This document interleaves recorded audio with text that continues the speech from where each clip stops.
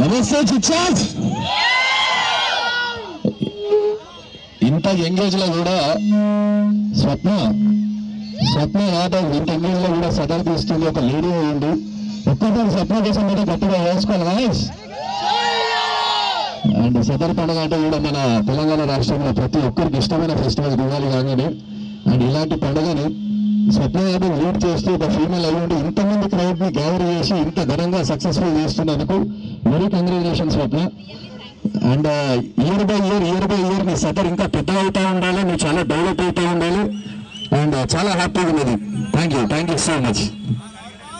ఇక్కడికి వచ్చిన మన రాహుల్ సిప్లిగంజ్ అన్నగారికి really thank you so much. నా కోసం టైం తీసుకొని ఎంత బిజీ షెడ్యూల్ అయినా వదులుకొని నా దగ్గరకు వచ్చినందుకు రాహుల్ అన్నకి really heartfully thank you so much అన్న. థ్యాంక్ యూ సో మచ్ అన్నని కొంచెం మీరు స్పేస్ ఇస్తే అన్న కొంచెం వెళ్తారనమాట. ప్లీజ్ డిస్టర్బెన్స్ చేయకండి ఎవ్వరు.